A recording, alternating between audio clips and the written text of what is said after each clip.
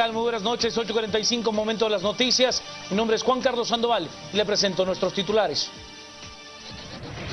Banco Industrial, siempre de tu lado, presenta los titulares.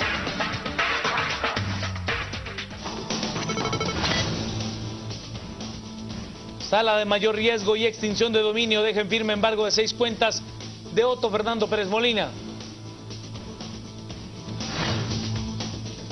Expresidente Pérez Molina critica a la CICIG y afirma que lamenta que un extranjero venga a perseguir guatemaltecos. Autoridades desarticulan banda de extorsionistas Los Carnales que exigían 6.800 quetzales a la semana a transportistas. Hasta el momento el Tribunal Supremo Electoral ha recibido más de 30 impugnaciones contra el proceso electoral del domingo 6 de septiembre. Arabia Saudita, 87 musulmanes mueren luego de que una grúa les cayera encima en plena celebración del Ramadán.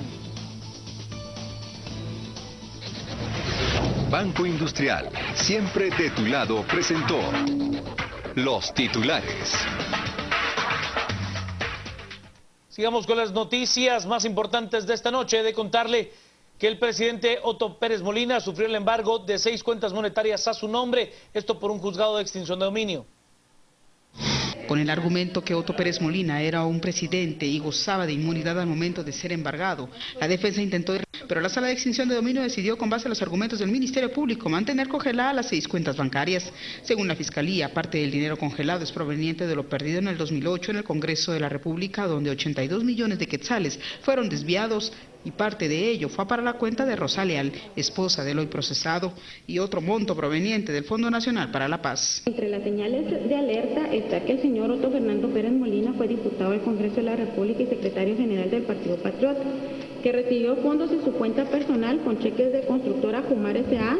de la cuenta 3489001428, cheque número 233, quien a su vez obtuvo fondos provenientes de Fonapaz, que los fondos recibidos con ellos canceló un préstamo el 31/18/005440/001 a su nombre, y que los rangos que está manejando en su cuenta no están acordes a la declaración formulada en el IBE, ya que él manifestó que iba a tener rangos entre 1 quetzal a 40.000 quetzales. Es así, honorables magistrados, como podemos ver, que efectivamente a 18, en donde, que es una cuenta de las que también se encuentra embargada, en donde el dinero fue a parar a su cuenta y posteriormente él lo distribuye a diferentes empresas como Caelsa, como su esposa Rosa María Leal de Pérez y entre otras instituciones. Las 6 cuentas bancarias continuarán embargadas a Pérez Molina, 5 en moneda nacional y 1 en dólares, hasta que concluya la investigación del Ministerio Público. Debe ser declarado sin lugar el recurso de apelación presentado por el señor Otto Fernando Pérez Molina, tal como con fundamento en el artículo 22 de la Ley de Extinción de Dominio. El exmandatario anunció que estará agotando las instancias legales para recuperar sus fondos. Las noticias nacionales son presentadas por Azúcar de Guatemala.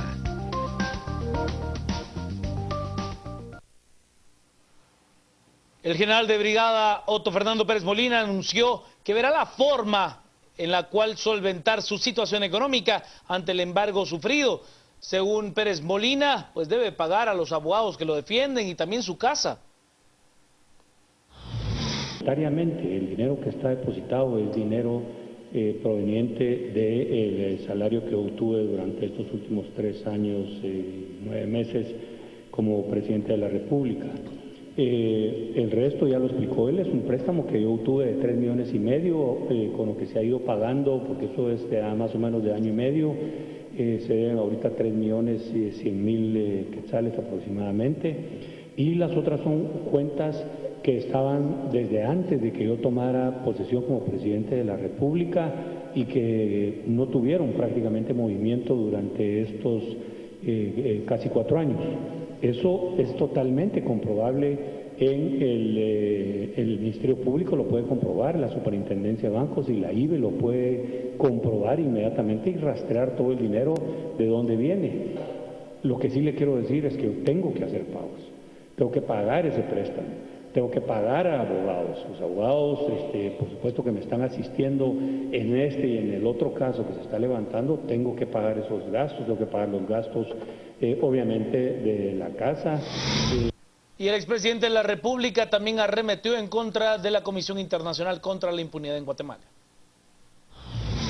El expresidente de la República dice sentirse víctima del sistema ante los procesos abiertos en su contra promovidos por la Comisión Internacional contra la Impunidad. Según él, ha sido objeto de una persecución iniciada por un extranjero y asegura que demostrará su inocencia. Que hay una presión excesiva de la CICIG. Le quiero decir algo también que no lo he manifestado. Me indignó mucho estar en un proceso en donde en la primera audiencia lamentablemente hay gente extranjera que está y que está pidiendo en contra de un guatemalteco y de verdad esas cosas yo creo que por dignidad de los guatemaltecos, no por lo que me está pasando a mí.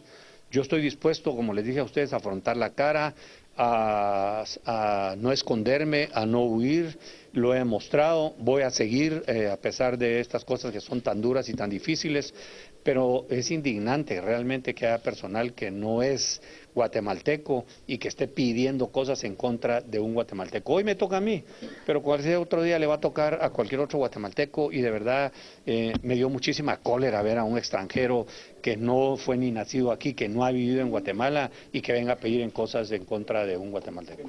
Por el proceso que enfrenta actualmente tiene prisión preventiva y ha minimizado la posibilidad de que Estados Unidos le retirara la visa tanto a él como a su familia. Mire, no tendría ningún comentario de todas maneras, si lo retiran o no lo retiran, yo de todas maneras no estoy pensando viajar a Estados Unidos, así que ni puedo ahorita en este momento, estamos más que arraigados, ¿no? De contarle que la ex vicepresidenta Roxana Baldetti fue trasladada desde el centro de detención de Santa Teresa al centro médico militar. Esta mañana fue trasladada al centro médico militar la ex vicemandataria Roxana Baldetti, luego de permanecer más de 10 días en el centro carcelario para mujeres Santa Teresa. Según información del Ministerio de la Defensa, Baldetti llegó al centro hospitalario para realizarse una hematología completa. Sin embargo, fue imposible conocer la información del médico tratante. El vocero del sistema penitenciario confirmó el traslado de la exmandataria al centro asistencial. Es un seguimiento a una instrucción emanada por juez competente en relación a un traslado con carácter médico. Estos obviamente se desarrollan varios en el transcurso de los días en una acción de traslados del centro de detención, en particular de mujeres como en los de hombres, en detención preventiva como en cumplimiento de sentencia. Pero en el particular, en este caso que hace mención, es correcto, a las 7 de la mañana se inicia con este procedimiento con los niveles de seguridad acorde al perfil de riesgo de la privada de libertad. Se efectúa el traslado a un centro asistencial donde indica autoridad judicial competente hasta la orden que permita el retorno al centro carcelario, en este caso es el Centro de Detención Preventiva para Mujeres Santa Teresa. Es única y exclusivamente una ejecución a una instrucción judicial. Al conocer el resultado de los exámenes, el médico tratante determinaría si es necesario que Roxana Baldetti permaneciera por más tiempo en el centro médico militar. Según información extraoficial, las guardias del sistema penitenciario recibieron indicaciones de que Baldetti permanecería esta noche en el hospital. Sin embargo, esta información no fue confirmada. Seguimos con las noticias. He de contarle que el Tribunal Supremo Electoral ha recibido 28 impugnaciones en contra del proceso de elecciones realizado el pasado domingo. El Tribunal Supremo Electoral ha recibido desde el pasado lunes más de 30 impugnaciones a las elecciones para que éstas se repitan. Julio Ochoa, vocero del Tribunal Supremo Electoral, señala que el procedimiento correcto es que éstas sean presentadas por las agrupaciones políticas que se consideran afectadas. Sin embargo, el 75% de estas han sido solicitadas por personas particulares. Y a pesar de que este no es el procedimiento, se les ha dado trámite para que el Departamento Jurídico decida si las acepta. En el Tribunal Supremo Electoral se han recibido cerca de 28 a 31 impugnaciones, pero son de alguna manera, ingresan al Tribunal Supremo Electoral, pero no es acá donde debieran de ingresar. Tienen que ingresar a las juntas electorales municipales. Algunas vienen interpuestas por personas particulares. Sin embargo, pues como les repito, se reciben, se canalizan a través de jurídico y jurídico. Las que considere que deben de elevarse al Pleno, que tengan una fundamentación legal de peso, pues las eleva al Pleno y el Pleno en su momento las analizará y se pronunciará. Un ejemplo de estos recursos es el de Estanzuela Zacapa, donde el candidato del partido líder, Leandro Morales, presentó supuestas evidencias para que el Tribunal Supremo repita las elecciones, ya que a su criterio hubo acarreo de personas para que votaran a favor de otros candidatos. Principal, que es sobre el padrón electoral, sobre el acarreo de personas, sobre el delito al cual otros vecinos de municipios cercanos están cometiendo en ese sentido. Sí, nosotros tenemos algunos testimonios en donde en el tema de la coacción, por ejemplo, se dice de que tienen que votar y que fueron llevados y les pidieron sus DPIs porque les van a dar un quintal de maíz y un quintal de frijol. El plazo para solicitar audiencias de revisión de actas de elecciones vence este viernes a la medianoche. El Ministerio Público y la CICIG llevaron a cabo varios allanamientos en el Congreso de la República y además capturas en contra de personas que autorizaban plazas fantasmas en el organismo legislativo durante la presidencia de Pedro Muadi.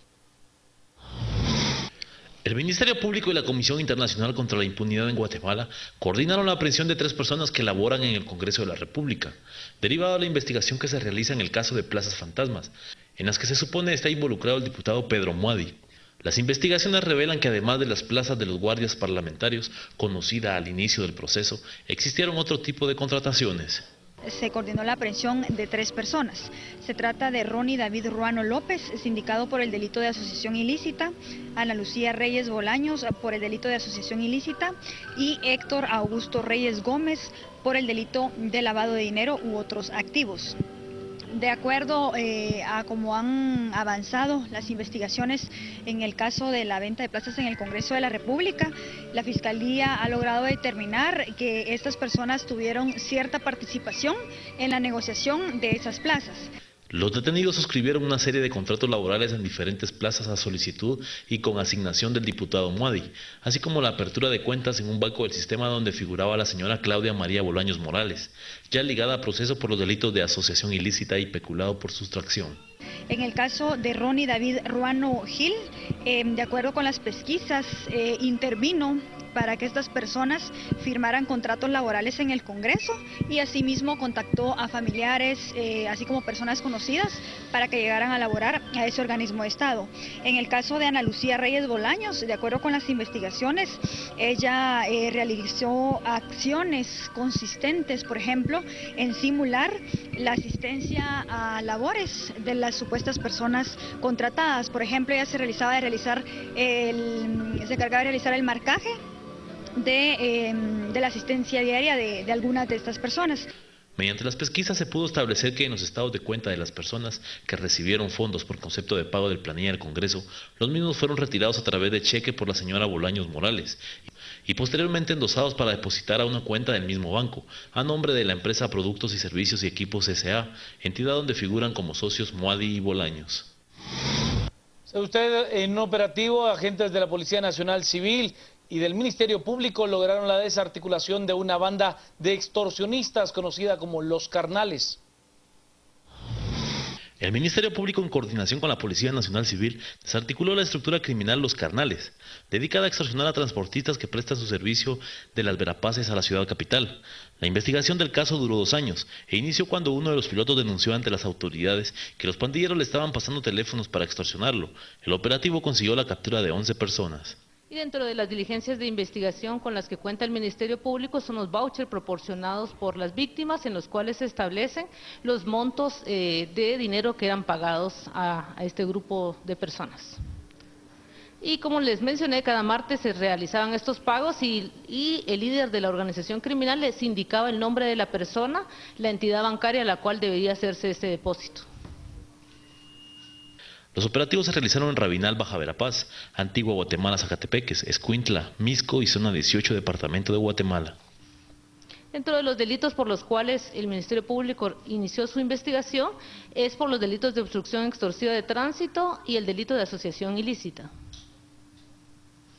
Y la estructura criminal, el líder de la organización que ya se encuentra privado de libertad, identificado con el alias del Mañas, el señor Marco Antonio Colindres López, y las personas que tenían la función de colaboradores dentro de esta organización criminal, que eran las personas que eran beneficiarias de estos cobros que se realizaban y de este dinero que ingresaba a las entidades bancarias.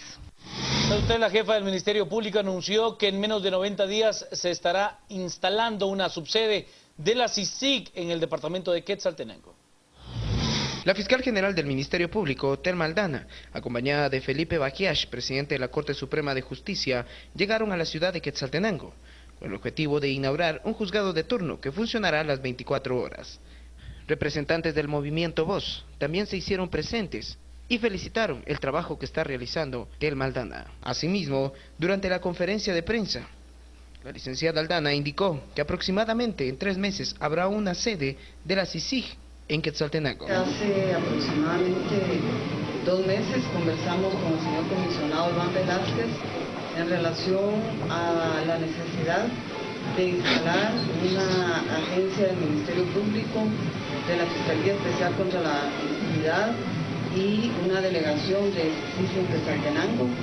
Y estamos avanzando con el proyecto. El día de ayer estuve visitando algunas fiscalías y hemos ubicado ya un espacio donde van a estar los fiscales y donde van a estar los técnicos de CICIG, y esperamos posiblemente en el mes de octubre o noviembre poder venir a inaugurar la agencia del Ministerio Público, de la Fiscalía Especial contra la Impunidad y de la Comisión Internacional contra la Impunidad en Guatemala. Desde la ciudad de Quetzaltenango, Wilson Leiva, Canal Antigua. Las noticias nacionales fueron presentadas por Azúcar de Guatemala.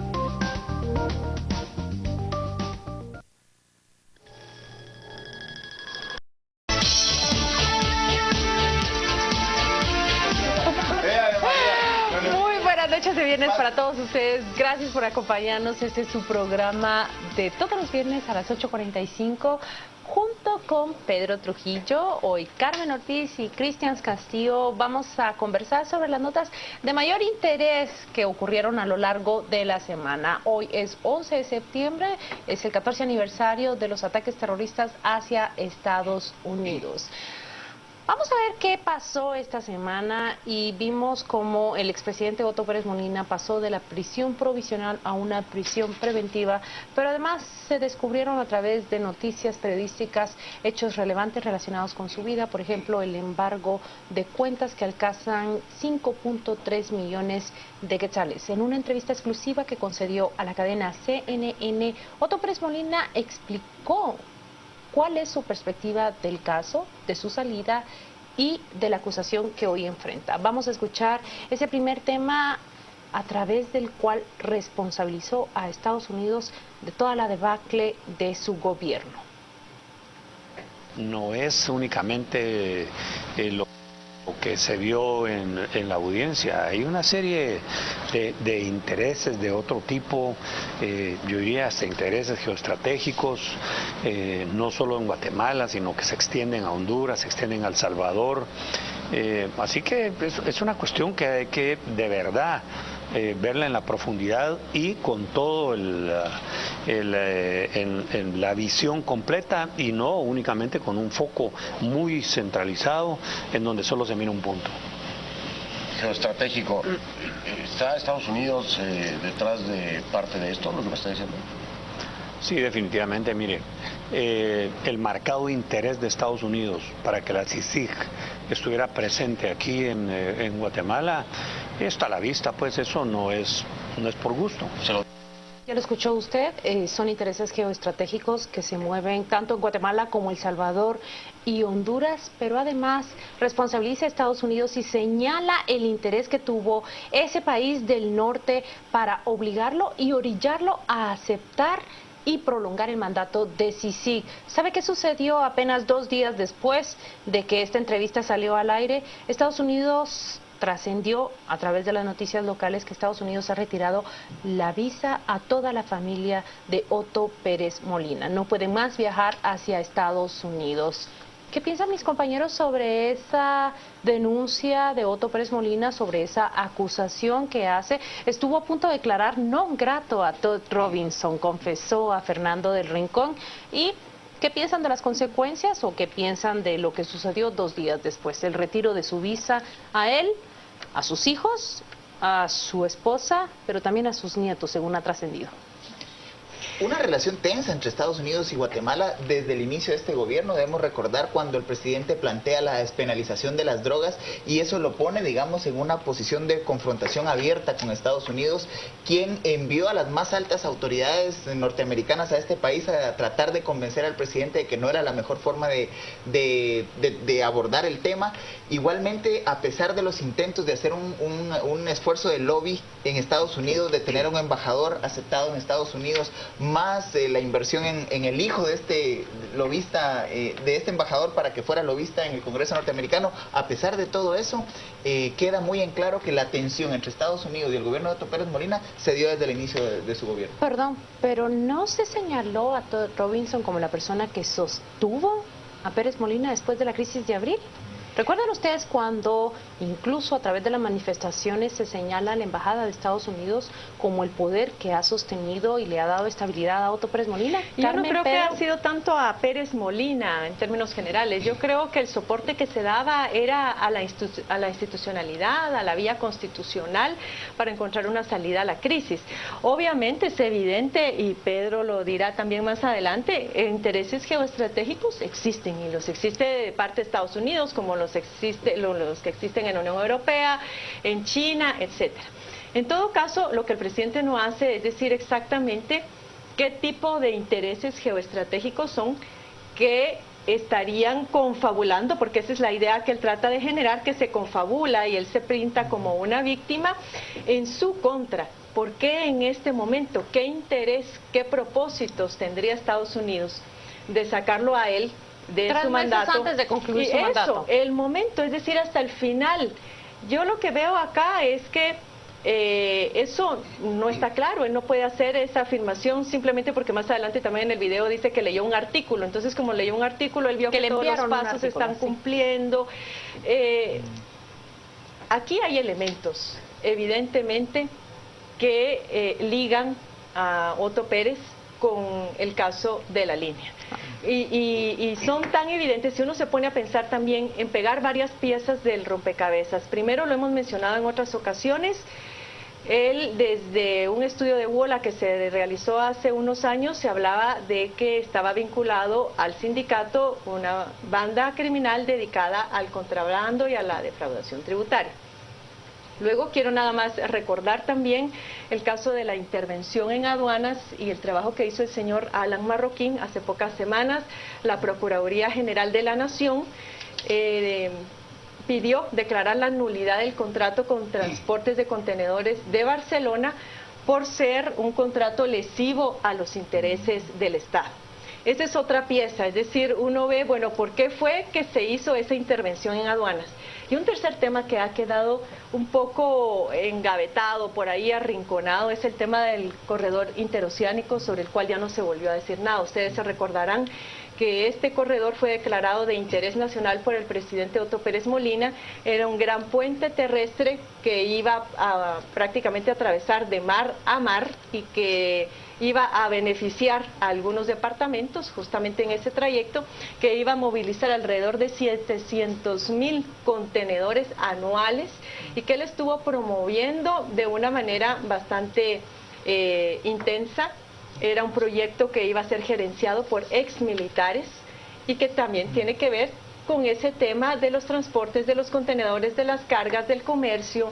Entonces yo creo que aquí hay muchas piezas todavía que ir colocando, pero no es posible únicamente el hecho de que él señale que hay un complot para que él salga del gobierno, porque eso, sin que él lo diga de esa manera, nos llevaría también a pensar de que habría un complot para definir quién entra a ocupar su lugar, y eso sí definitivamente no. Elegir quién va a entrar en su lugar va a ser un asunto, y de hecho lo ha sido, eminentemente ciudadano. A ver, Pedro Trujillo cree en la teoría del... Lo que tengo que decir es qué hace CNN en prisión entrevistando al presidente. Esa es la primera pregunta. ¿Cuántas veces entra CNN a las prisiones norteamericanas? ¿Cuántas veces entra CNN o cualquier canal a las prisiones inglesas? Bueno, yo tengo la respuesta. La legislación actual garantiza el acceso de los privados de libertad a medios de comunicación. Garantiza a ellos y a cualquiera. En cambio no se consigue cualquiera. Y esos son los privilegios que hay que empezar a cortar. porque le seguimos dando acceso a los medios privilegiadamente a personajes sin darnos cuenta que cedemos a los privilegios. Los tienen todo, de acuerdo. Entonces ahora cualquier preso que pida una llamada, pero resulta que no, que entra a CNN a hacer una entrevista cómodamente al presidente. Bueno, lo segundo es que yo le diría al presidente, bueno, ¿por qué no lo denunció usted esto antes? Sí, ¿Dónde están los pantalones que usted decía que tenía cuando quería ser presidente para agarrar un micrófono en mayo del 2014 y decir, estoy harto de los Estados Unidos y saco al embajador ahora mismo? Hágalo. No lo hizo. Yo tenía un jefe que me dio una lesión de por vida. Una vez que a él lo llamaron y le dijeron, mire, fulanito de tal es corrupto, y dijo él, no. Y yo le dije, jefe, sí lo es. Y me dijo, sí, pero yo me lo he callado por un año, y si me lo he callado por un año, he sido tan cobarde de callármelo por un año, me lo callo para toda la vida. Porque si no, encima soy mucho más desleal e inmoral de lo que ya fui. Y lo aprendí. Si tú tienes una cosa que denunciar, la denuncia en el momento. Si tú la callas, pierdes el tema. Lo segundo es Sisi y Estados Unidos. Se lo dijo el embajador el otro día muy bien dicho. Señor, Sisi lo aprobó usted. Es que me presionó. ¿Y dónde están tus pantalones de presidente? Aquí no se presionan a nadie. Dices no y no. O dices sí y sí. Ahora no vale ese rollo. Lo tercero es que hay que recordar que los Estados Unidos tienen su agenda geoestratégica, como la debería de tener cualquier país. Si él se hubiera preocupado de tener una agenda de política exterior decente, tendría una agenda geoestratégica, porque como aquí la política exterior no sirve, y su propio canciller fue a Naciones Unidas a aclamar a la OLP cuando él dijo que no, entonces no le ha existido. Hay una cosa más. Estados Unidos aquí se ha dejado mucho apoyo positivo, helicópteros, tropas, investigación. Bueno, no todo ha sido negativo. No nos gustan los gringos para una cosa, pero no es que no nos gusten para nada. Eso es cierto. Y aquí Estados Unidos ha dejado sangre, sudor y lágrima en reconstrucción, en medios de inteligencia y en medios de combate. Pero tiene muchas más palabras que decir Otto Pérez Molina a través de esa entrevista. Vamos a escuchar, porque habla directamente de Sisi, y vamos a escuchar las palabras literales de él en esa conversación. Un instrumento que le ha servido a otras personas, pero no para fortalecer la justicia. Porque hoy la CICIG la vemos realmente como una injerencia de Estados Unidos, que fueron los que más presionaron para eso. Pero responde entonces a la injerencia de Estados Unidos, que son los que prácticamente están mandando aquí al comisionado. Entonces estas cosas son las que decimos nosotros, le quitan el espíritu y le quitan todo el sustento que tenía la creación de esta comisión, que le quiero decir es la única comisión en el mundo, aquí en Guatemala, que existe. ¿Y cuál era el interés también de Estados Unidos? Extenderla hacia Honduras y hacia El Salvador. Ya lo ven ustedes, dice directamente que el comisionado Iván Velázquez responde a las órdenes de Estados Unidos. Yo no tomo esa opinión, no hay argumentos para sostenerla, todo lo contrario. Creo que hemos visto una Sisi que es apoyada no solo por Estados Unidos, sino por un concierto de naciones, por la comunidad internacional, y es cierto que se verá el apoyo en las actividades que él ha emprendido, pero hay ciertos elementos que muestran la independencia de la comisión de cualquier país. ¿Qué dicen mis compañeros? Además hay que recordar que quien pide la CICIG es el Estado de Guatemala, al reconocer que no tenía las capacidades para poder atajar la corrupción y la impunidad en Guatemala. Invoca el principio de subsidiariedad internacional y obviamente Naciones Unidas responde con la estructura que tenemos hoy en día. Me parece que sin CICIG, que el presidente esté en esas condiciones hubiera sido muy difícil. Mira, este es el mismo discurso del señor Valdizón. Tanto a Pérez Molina como a todos los partidos, como a la UNE, que no le hemos dicho, pero es igual, como al Partido Patriota, no le molestaba en lo más mínimo una CICI que persiguiera narcotraficantes. La promovían, venga, narcotraficantes que lo extraditen. El problema es cuando el señor Iván, no la CICI como institución, el comisionado, en particular, vuelca su línea de acción y en vez de perseguir narcotraficantes, que no sirve para nada, en el contexto actual, puede servir en otro contexto, yo creo que en este no sirve para nada, le entra el problema del país, que es la corrupción y el robo descarado de los políticos. Y entonces ya a Valdizón le parece mal, a él le parece mal, eso es la hipocresía política. Es que yo no sé, voy a tener yo que ir a hacer una entrevista con Fernando Rincón, porque habría que decirle al presidente, pero bueno, ¿y por qué la aprobó? ¿Alguien le puso una pistola en el pecho? ¿Por qué no tuvo usted los pantalones de decirnos? ¿Saben por qué? Y Valdizón tampoco, y la UNE tampoco, y el otro tampoco. ¿Saben por qué? Porque entonces no ganan elecciones. Entonces esta gente quiere ganar elecciones con un discurso de estamos bien con la comunidad internacional y todos somos felices, y luego hacer lo que le dé la gana. Si hubiera tenido los riles, las narices, los arrestos desde un principio de tomar una posición, la que crea él, si él cree que esa era esa, y decir, no señor, sí, aquí no se prorroga, punto.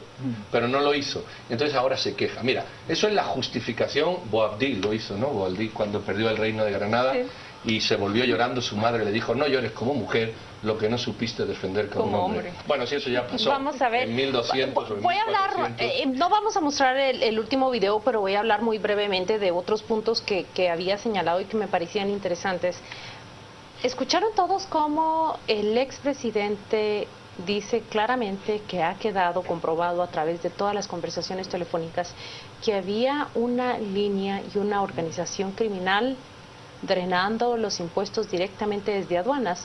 Lo escucharon ustedes tres y a mí me parece muy interesante ese punto, porque cuando el expresidente da por sentado, sí, eso es evidente, ellos estaban confabulando allí para tenerlo, no tiene una respuesta concreta para decir por qué esta gente hablaba de usted, por qué esta gente se comunicaba con la ex vicepresidenta y por qué en comunicaciones con la ex vicepresidenta hacían referencia a reuniones con usted. Con este último comentario nos quedamos con ese video. Y además de eso que tú mencionabas, Claudia, es el hecho de haber aceptado también que esta estructura venía trabajando, él dijo, desde hace 15 años. ¿Y cómo es posible que desde hacía 15 años él estaba viendo que las finanzas del país iban cada vez de mal en peor y no se había actuado si no es por intervención y por el auxilio que presenta en su momento la CICIG? Lo que es importante destacar acá también, compañeros, es el hecho de que queda muy mal, creo yo, el presidente, y lo que uno puede ver en todo el video es una estrategia de defensa. Está él a la defensiva, negando todo, justificando todo, echándole la culpa a alguien más. Se nota extremadamente sensible cuando se le habla de Roxana Valdetti. Se ve que no puede él contestar, que evade totalmente las respuestas y trata de focalizar su atención en el tema de las escuchas telefónicas, porque él piensa que esa es la parte más débil de la prueba, que no lo logra ligar a otras cuestiones, pero eso en su momento irá a ser sustentado con la parte documental. Con otra prueba más. Así es. Hemos llegado nosotros al final del segmento. Ministerio Público. Se nos ha olvidado en todo el segmento decir que esto es una labor conjunta de CICIG y del Ministerio Público. Yo quiero recalcar esto porque este Ministerio Público entró muy cuestionado. Se iba a caer el Ministerio Público, ya no iba a funcionar, casi íbamos con una fiscal así, y creo que la fiscal o el Ministerio Público, junto con el señor Velázquez, han hecho una mancuerna digna de destacar. Posiblemente sin CICIG no hubiese funcionado, posiblemente sin una fiscal también que aportara a CICIG tampoco hubiese funcionado. Entonces démosle el crédito, si estáis de acuerdo, que se merece. Por supuesto, muy cierto, si sigue Ministerio Público. Bueno, y con ello dejamos los comentarios sobre esta entrevista. Vamos a un corte comercial, pero quédense con nosotros porque en el siguiente segmento vamos a hablar de esa otra gran noticia que ha hecho historia en este país esta última semana.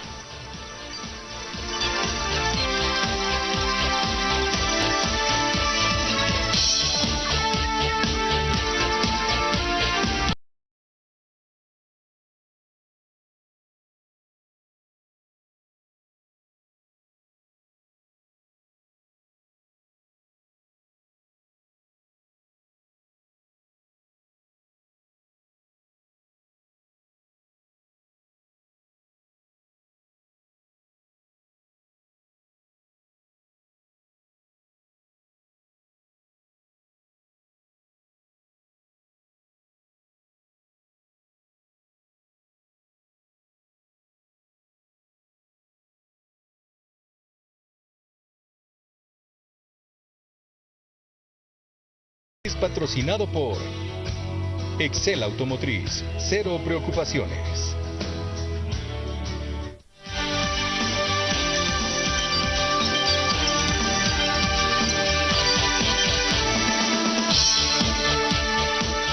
Bueno, aquí estamos de regreso en el viernes. ¿Qué noticia le vamos a ofrecer ahora y qué comentarios a la misma? Pues la siguiente, lo que estamos esperando toda la semana. ¿Qué pasa con el conteo electoral? Bueno, estamos viendo, de momento hay un candidato que ya ha pasado a la segunda vuelta, que es el señor Jimmy Morales, y dos que siguen compitiendo, aunque hay una ventaja tan sustancial, a unas décimas prácticamente de terminar el conteo, que apuntan a que puede ser un resultado irreversible, aunque todavía no lo es, de la señora Sandra Torres versus el señor Valdizón. Es decir, el señor Valdizón se quedaría fuera. ¿Qué lecturas o qué tips quiero yo tirar encima de la mesa para que mis compañeros agarren estos argumentos u otros que tengan? El primero es esto que muchos ciudadanos dicen, bueno, es que esto, ¿por qué ha tardado tanto en contarse? Nos decía aquí una magistrada, Anaeli, el martes, mire, esto siempre ha sido así. Lo que ocurre es que nunca para el segundo puesto había habido tal competencia, y entonces ustedes no se habían dado cuenta. Pero ciertamente lleva razón, esto siempre ha sido así. Siempre se han tomado una semana. ¿Por qué? Porque hay votos que se impugnan, hay líneas que hay que discutir una semana a ver si la línea es válida o no es válida, y este tipo de cuestiones de la gente que pelea por un voto, porque evidentemente es una distancia muy corta y un voto cuenta. La segunda que yo quiero decir es que ha habido 3 discursos. Bueno, lo tiro sobre la mesa para que ustedes lo vean, ¿verdad? Un discurso absolutamente irresponsable del señor Valdizón, que ha dicho que ha habido un fraude. Y la gente joven de las mesas ha dicho, oiga, yo he sido honesta y he vigilado mi voto. No me venga, usted ha perdido y aquí no ha habido ningún fraude. El segundo discurso ha sido un discurso conformista. Doña Sandra está callada porque como aquel que está en la clase esperando que suene el timbre para que el maestro no le pregunte. Ahí calladita, y si no me pregunta me zafo y me meto en segunda vuelta. Y luego ha habido una alegría contenida. Es que yo me acuerdo de cuando yo me escondía para que sonara el timbre. Y la tercera es una alegría contenida del señor Jimmy Morales, que está buscando. Lo último que quiero decir, 2 cosas que a mí me han llamado la atención, a ustedes también, quizá de manera distinta o no, yo las tiro. Lo voy a decir como lo siento. Odio la expresión la Guatemala profunda. La odio. Sí, a partir pero de cómo más, la utilizaron. odio más la expresión que esa la utilizó el señor Perón, la que utilizó el señor Valdizón. Nuestra gente. Y con esas 2 expresiones que normalmente aceptamos sin recriminar, no he visto expresión más racista que esa. Y a mí mucha gente me ha señalado de racista. Y resulta que a mí estas expresiones me dan en la cara. Odio. Nuestra gente es una expresión de sometimiento mental. Propiedad. De propiedad, de comendador. O de Guatemala profunda, como un desprecio de que aquellos, lo voy a decir como se piensa, aquellos indios o indígenas o aquellos analfabetas que yo sé manejar y me responden a mí. Y creo que estas elecciones han dado una lección de que aquí hay ciudadanía activa. Evidentemente hay ciudadanía más alfabeta y más analfabeta, más pobre y más rica, o étnicamente distinta. Pero yo haría un llamado a todos los ciudadanos a que dejemos de utilizar este tipo de expresiones, nuestra gente. Oigan el discurso de Valdizón o Guatemala profunda. Y creo que Cristian tiene mucho que ahondar en esto, porque en algún momento le he oído hablar. Es literaria, tiene un origen literario, si no estoy mal. Además, no lo recuerdo si hay un...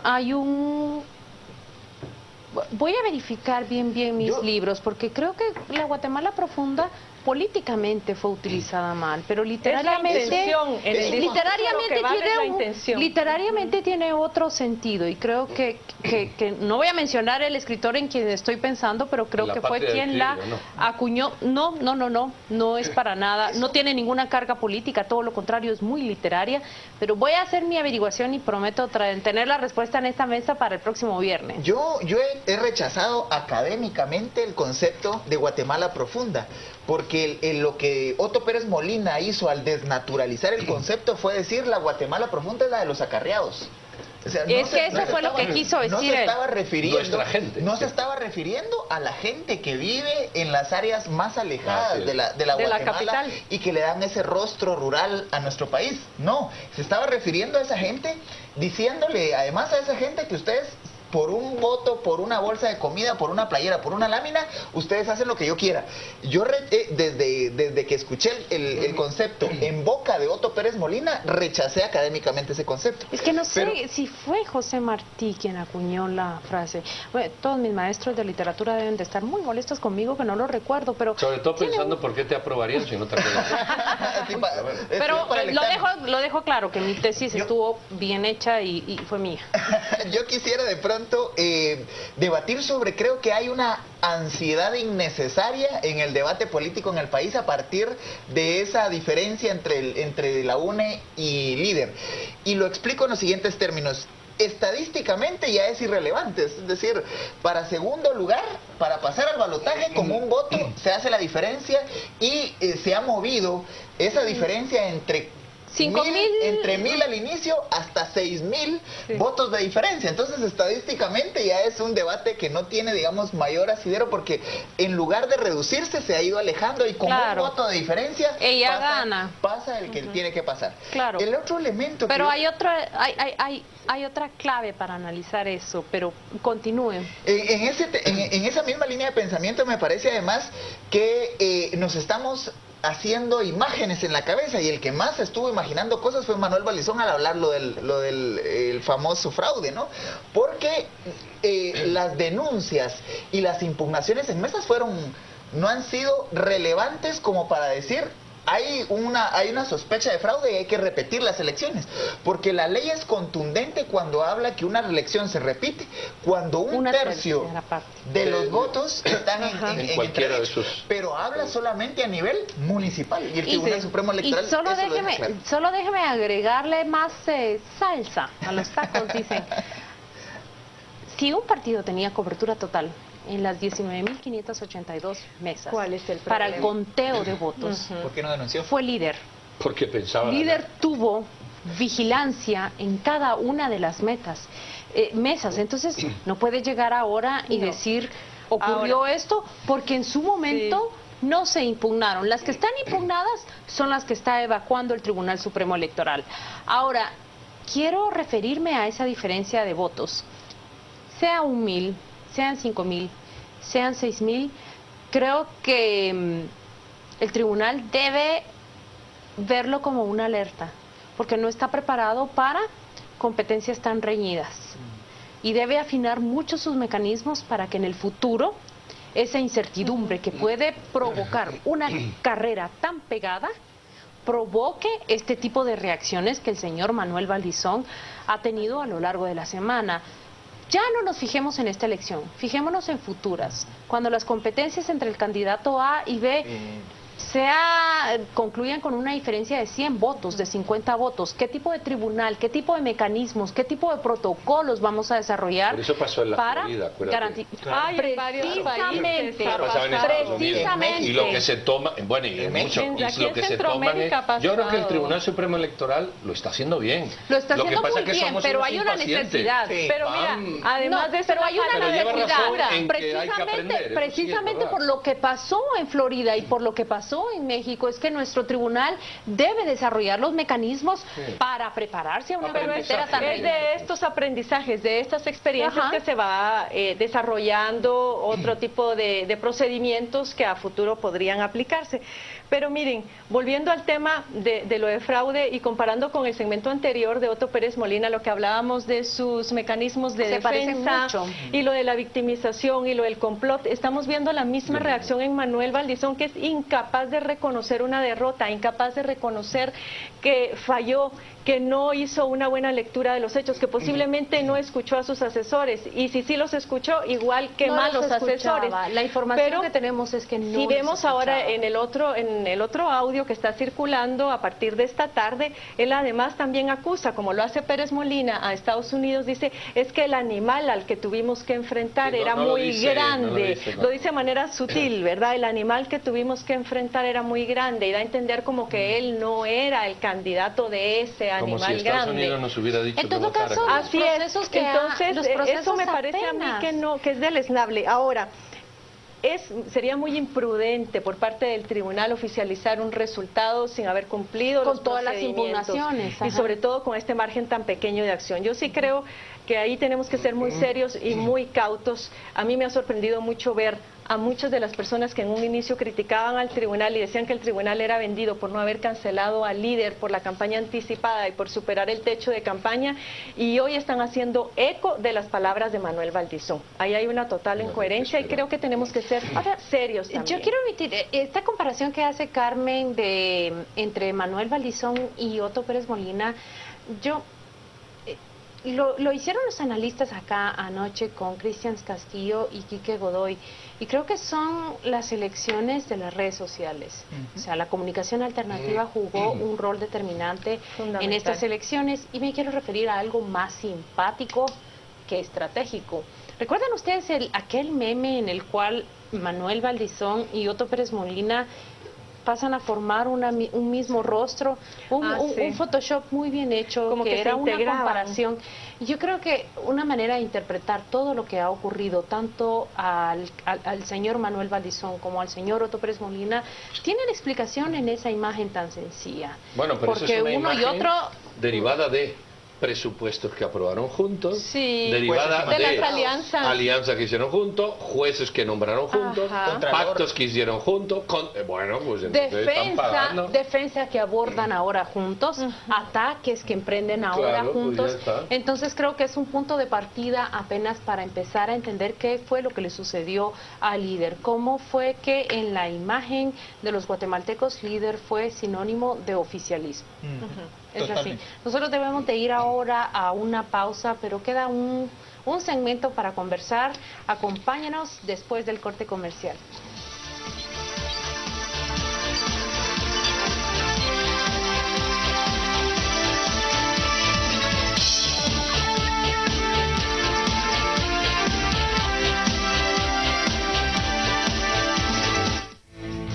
Este segmento fue patrocinado por Excel Automotriz. Cero preocupación.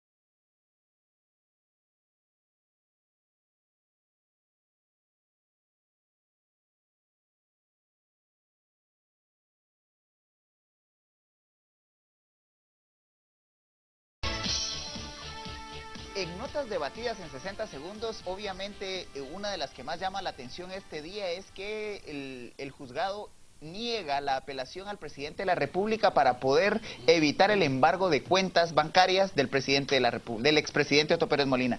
Desde esa perspectiva, obviamente hay aquí un triunfo de la justicia. Pasamos a la última etapa de la cadena judicial, que es la reparación. Y quisiera abrir a debate en 60 segundos. ¿Qué piensan mis colegas de este hecho? 60 segundos. Yo lo único que puedo decir es que cada día hay más sospechas sobre el expresidente Pérez Molina. Recordemos que una sentencia en extinción de dominio no declara la culpabilidad de él, sino que simplemente los bienes le son arrebatados para que él pruebe que fueron legítimamente obtenidos. Entonces, apenas se encamina a un proceso en el cual habremos de ver si él es capaz de justificar la adquisición de toda esa fortuna. Esas audiencias creo yo que van a ser sumamente interesantes y Otto Pérez Molina pues ha demostrado no tener miedo al juez. Él ha sido una persona que ha encarado al juez cuantas veces puede, o sea, yo creo que vamos a estar pendientes de ver qué defensa hace. Pero sí, volver a aclarar para el público que sigue cuestionando cómo es posible que se le hayan embarcado cuentas y propiedades si todavía no se le ha declarado culpable, y se ha insistido en eso varias veces de que son dos procedimientos completamente distintos. Pero no hay duda que esto pone en aprietos a Otto Pérez Molina y a su familia, aunque pudieran tener testaferros por otro lado con cuentas y propiedades a su nombre. Ahí ven, por eso dicen lo que hablan las mujeres, que se pasan en minutos, pero solo en 10 segundos. Que bueno, esta ley yo nunca estuve de acuerdo, existía. Rosana Valdetti era la presidenta de la comisión justamente de extinción de dominio. Bueno, y ahí lo tiene. Una ley que todo el mundo criticó o todo el mundo aceptó. Ahora cuando se le aplican a ellos, todo el mundo critica o todo el mundo acepta, pero exactamente en sentido contrario.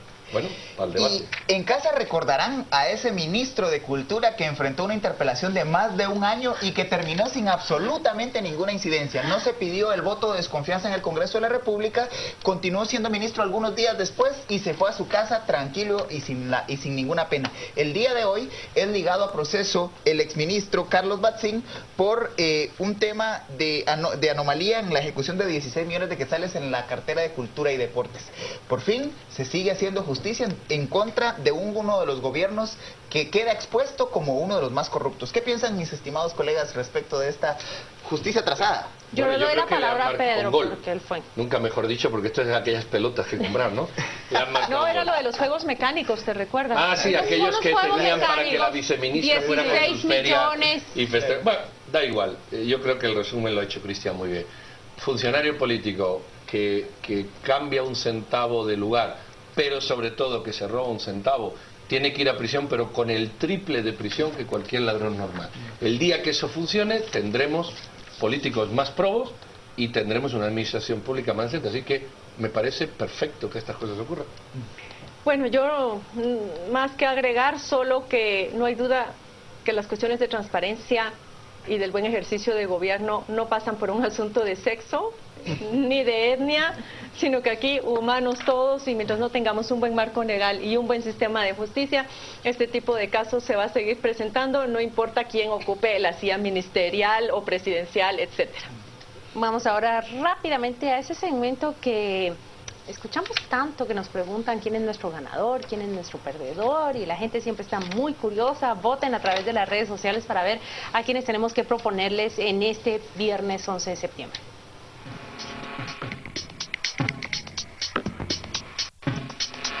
Por la misma razón, gana uno y pierde el otro. ¿Quién pierde? El señor Valdizón. ¿Por qué? Porque el líder saca muchos diputados y pierde él. A él no lo vota nadie, y por eso esa diferencia. Es que es verdad, es doble perdedor. Pierde las elecciones y pierde dentro del Consejo. ¿Quién gana? Exactamente por lo contrario, Ninette Montenegro.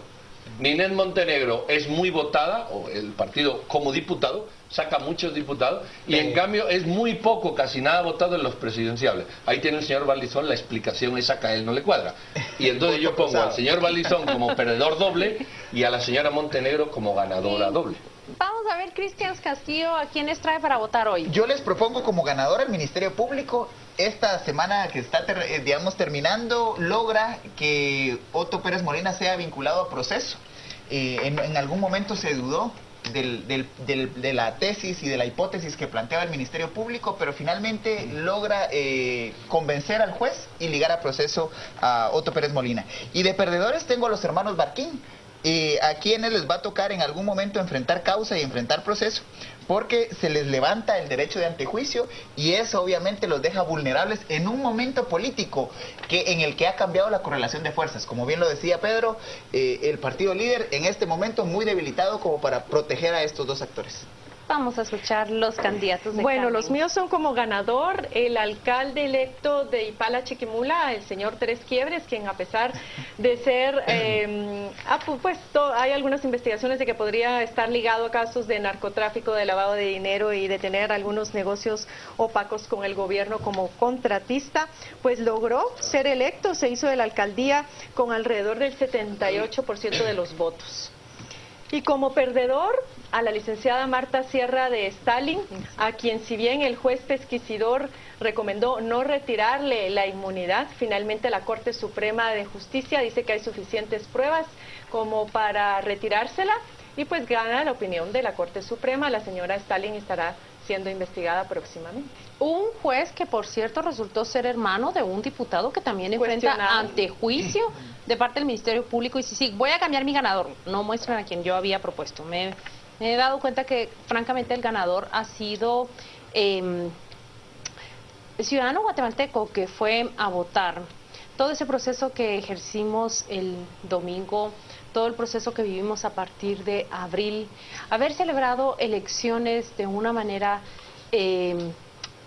quisiera decir pacífica totalmente, aunque sabemos que hubo unos 130 incidentes, pero han sido los mismos que han marcado la historia, hubo incluso menos que en 2011, y yo creo que llevar a cabo unas elecciones de esa manera, en un proceso que fue tan agitado y tan crítico, nos hace unos auténticos ganadores. No tienen idea todos los comentarios que yo he escuchado del exterior sobre el gran ejemplo de democracia que dimos. Estoy haciendo la salvedad que hay focos de violencia, pero fueron menos que en 2011 y ciertamente en el 2011 no vivimos la crisis que vivimos en 2015. Y como perdedor quiero proponer al expresidente Otto Pérez Molina, enviado a prisión preventiva casi hasta Navidad. Imaginen que dicen la audiencia va a ser fijada para el 21 de diciembre, si es que los abogados no la retrasan. Es cierto que hay apelaciones, pero me parece que el expresidente Otto Pérez Molina lo expresa muy bien en esa entrevista que la hemos comentado. Nunca me imaginé vivir todo lo que estoy viviendo. Creo que ni él ni el país completo. Así que, ¿votemos? Pedro. Yo me quedo con los míos. Yo no... la verdad es que me podía quedar con cualquiera. Me podría quedar con cualquiera. Cualquiera me parece bueno. Pero como cualquiera me parece bueno, pues me quedo con los míos. Bueno, yo me puedo unir a perdedora a Marta Sierra Stalin. Igual yo. Le doy mi voto como perdedora a Marta Sierra Sí, Stalin. es cierto. Y podría ser interesante tener una ganador y perdedor del área judicial, pero no sé si logro con mi argumento convencer. A ver, quizás yo los logro convencer. No merecemos el título de ganador toda Guatemala porque hemos llevado un proceso que estaba cuestionado, que estaba atado a un hilo, pero que finalmente hemos salido de él. Yo me uno a Claudia también, porque si bien la participación electoral en las elecciones del 2007 al 2011 creo que subió en un 2.6%, del 2011 al 2015 subió en un 8.8%, todo apuntaba a que esta vez no se iba a subir absolutamente nada por esa situación política y por el otro lado porque el padrón creció menos de lo que había crecido en otros años. Importante. Con lo cual yo creo que sí fue un logro haber logrado crecer la participación en 1.14 a pesar de todo y que fue la esperanza en las elecciones lo que finalmente se impuso. A ver, bueno, a mí como en esa ciudadanía me meto yo, pues ganamos todos. Si nos organizamos, ganamos todos. Pedro, pero aquí las damas han impuesto Tú eres más joven que yo, eso ocurre siempre. y en casi todas las áreas de la vida. Es un consejo fuera de cámara para que no se te olvide. Estamos en desventaja de poder, mi estimado Pedro. Siempre fue así. ¿Ves? Esa es la última palabra que le cedemos a los hombres. Simplemente reafirmar nuestras decisiones. Ganador es el guatemalteco y perdedor es esta jueza que ha perdido su inmunidad y se encamina a un proceso judicial. Muchas gracias por acompañarnos hasta acá en este viernes, en esta noche de viernes. Gracias por hacernos compañía desde su casa. Hasta pronto.